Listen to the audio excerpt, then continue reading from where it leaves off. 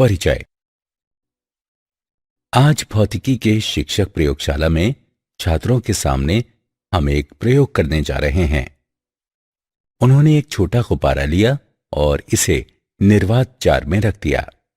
फिर उन्होंने vacuum pump का स्विच चालू कर दिया। अचानक गुब्बारा फैलने लगा। उनके द्वारा पंप का स्विच बंद कर देने के कुछ देर बाद गुब्बारा अपनी मूल अवस्था में आ गया। एक छात्र ने कौतूहलवश पूछा, श्रीमान जी, क्या आप कृपया बताएंगे कि यह प्रक्रम कैसे कार्य करता है? हाँ, निश्चित रूप से वरुण।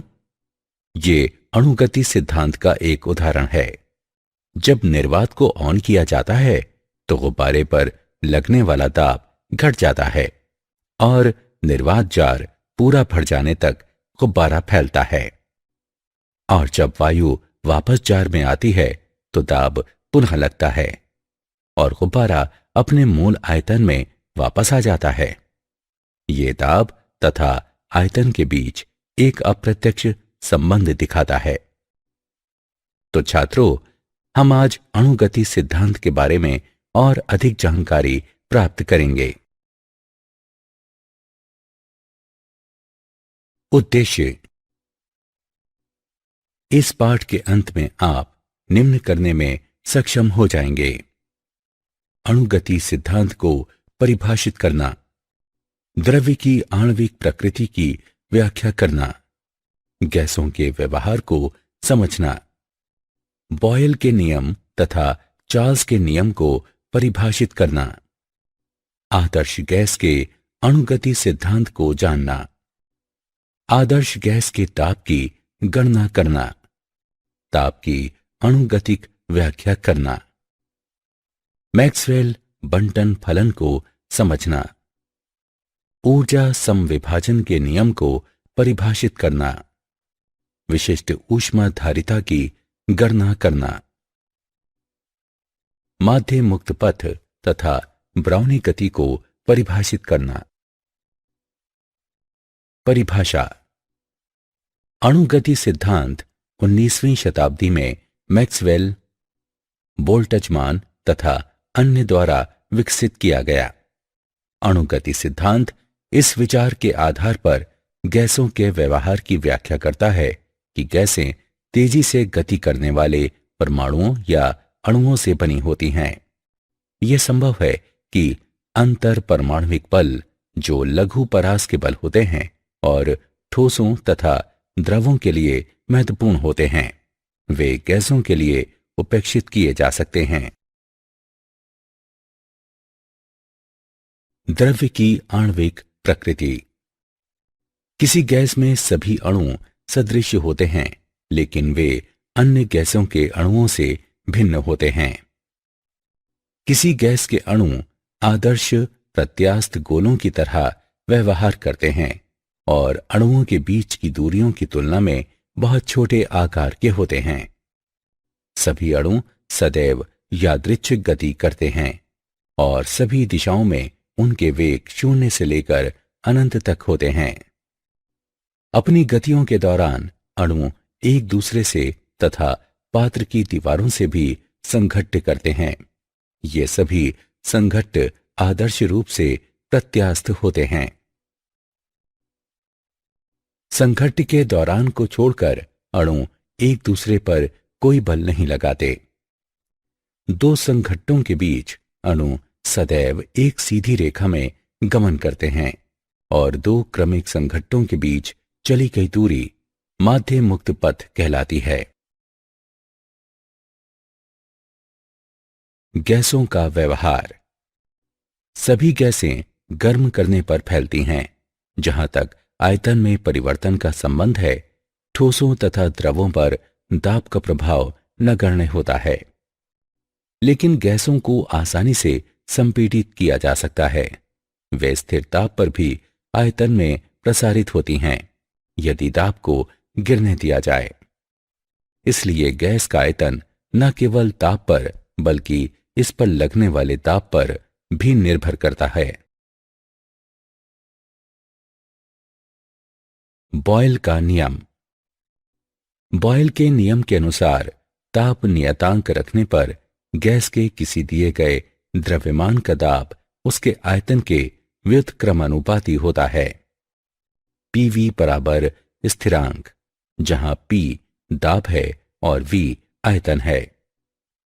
यह इसका अनुसरण करता है कि यदि गैस का आयतन घटाकर आधा कर दिया जाए तो इसका दाब 2 गुना हो जाएगा। नियतांक ताप पर गैस की ऊर्जा का नियतांक मान होता है और जब तक ताप नियतांक बना रहता है तब तक गैस के प्रसार या संकुचन के साथ ये ऊर्जा बढ़ती या घटती नहीं है। बॉयल के नियम का पूर्णतः पालन करने वाली गैस आदर्श गैस कहलाती है। बॉयल के नियम को इस तरह से कहा जा सकता है कि नियतांक ताप पर गैस का घनत्व इसके दाब से संगत रूप में बढ़ता है। P बटे रो नियतांक। चार्ल्स का नियम। चार्ल्स के नियम के अनुसार किसी गैस का आयतन प्रत्येक 1 डिग्री सेल्सियस ताप पर परिवर्तन के लिए 0 डिग्री सेल्सियस पर इसके आयतन के गामा यानी P परिवर्तित होता है यदि दाब स्थिर रखा गया हो।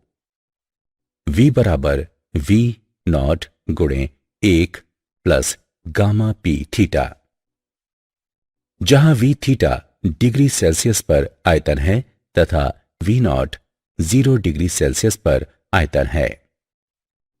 उपरोक्त संबंध को निम्न प्रकार से लिखा जा सकता है। V बराबर V नॉट गुणे 1 प्लस थीटा बटे 273। समीकरण के अनुसार आयतन तथा ताप के बीच ग्राफ एक सीधी रेखा होता है। ताप के पूरे परास में आदर्श गैस इस समीकरण का पालन करती है। वास्तविक गैसें केवल उच्च ताप पर ही इस समीकरण का पालन करती हैं। तापमान घटाए जाने पर ये समीकरण से विचलित होने लगती हैं। आदर्श गैस का अणुगति सिद्धांत। गैस में बड़ी संख्या में एक जैसे अणु होते हैं जो छोटे, गोलीय, उदासीन तथा आदर्श प्रत्यास्थ होते हैं और अणु कहलाते हैं। गैस में अणु सभी संभव चालों के साथ सभी संभव दिशाओं में गति करते हैं। अणुओं द्वारा घेरा जाने वाला स्थान गैस के आयतन की अपेक्षा नगण्य होता है। अणुओं के बीच कोई आकर्षण बल नहीं होता। अणुओं के बीच तथा पात्र की दीवारों के साथ संघट्ट पूर्णतया प्रत्यास्थ होते हैं। अणु द्वारा संघट्टों के बीच व्यतीत किए गए समय की तुलना में संघट्ट की अवधि बहुत कम होती है। आणविक गति पर गुरुत्व का कदाचित ही कोई प्रभाव पड़ता है क्योंकि उनका द्रव्यमान बहुत छोटा होता है और चाल बहुत अधिक रहती है। आदर्श गैस का ताप। पात्र की दीवारों के साथ अणुओं के संघट्ट के कारण गैसें दाब लगाती हैं। आइए m द्रव्यमान वाले अणुओं की n संख्या वाली एक आदर्श गैस पर विचार करें जो भुजाओं Lx, Ly, Lz वाले एक आयताकार बॉक्स में भरी है। गतिज ऊर्जा प्रति इकाई आयतन निम्न द्वारा व्यक्त है। E बराबर 1/2 रो V RMS वर्ग।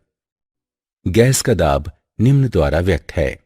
P बराबर 2/3 ऑफ E।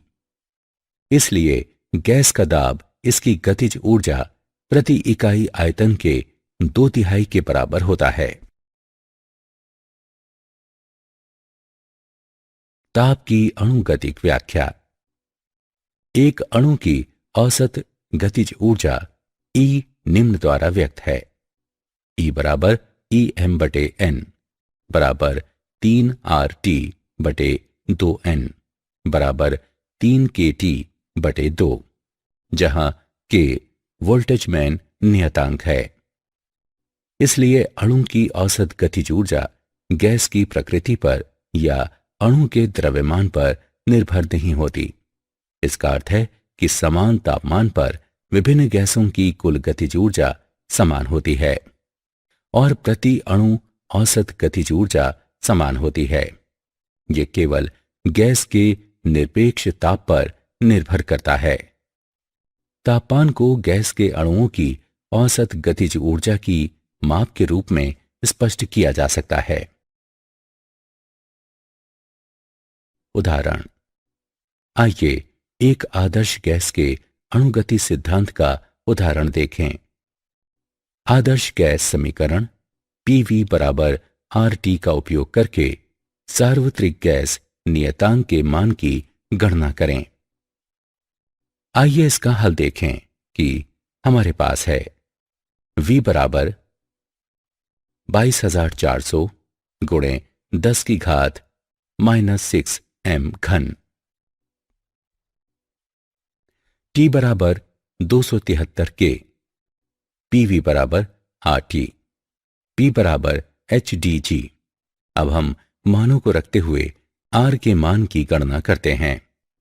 R बराबर PV बटे T बराबर 2 कैलोरी मोल की घात -1 K की घात -1, यदि V बराबर 22.4 लीटर, P बराबर 1 वायुमंडल, T बराबर 273 K, R बराबर 0.082 परमाणु लीटर मोल की घात -1 K की घात -1। अतः सार्वत्रिक गैस नियतांक का मान 0.082 परमाणु लीटर मोल की घात -1 K की घात -1 है। मैक्सवेल बंटन फलन। गैस के दिए गए द्रव्यमान में सभी अणुओं के वेग समान नहीं होते, चाहे स्थूल प्राचल जैसे कि दाब, आयतन और ताप नियत हों। संघट्य अणुओं की दिशा और गति परिवर्तित कर देते हैं, हालांकि साम्यावस्था में चालों का वितरण नियत रहता है। बहुत से पिंडों के बने निकायों के व्यवहार का अध्ययन करते समय वितरण बहुत महत्वपूर्ण होते हैं। आणविक चालों का वितरण V तथा V प्लस dV चालों के बीच अणुओं की संख्या बताता है। V तथा V प्लस dV चालों के साथ अणुओं का अंश पट्टी के क्षेत्रफल के बराबर होता है। ऊर्जा के समविभाजन का नियम। ऊर्जा समविभाजन के नियम के अनुसार तापीय साम्यावस्था में किसी गतिशील निकाय के लिए कुल ऊर्जा सभी स्वतंत्र कोटियों में समान रूप से बंटित होती है और प्रत्येक अणु से प्रति स्वतंत्र कोटि संबद्ध ऊर्जा 1/2 kT होती है, जहां K बराबर वोल्टजमैन नियतांक, T बराबर निकाय का निरपेक्ष ताप, निकाय की स्वतंत्रता की कोटि। इसे स्वतंत्र निर्देशांकों की संख्या के रूप में परिभाषित किया जाता है, जो प्रणाली की स्थिति या विन्यास स्पष्ट करने के लिए आवश्यक होते हैं। एक निकाय की स्वतंत्रता कोटि की संख्या निम्न रूप में व्यक्त है। F बराबर 3n-a, जहां F बराबर स्वतंत्र कोटियों की संख्या, n बराबर एक अणु में परमाणुओं की संख्या, a बराबर एक अणु के परमाणुओं के बीच स्वतंत्र संबंधों की संख्या।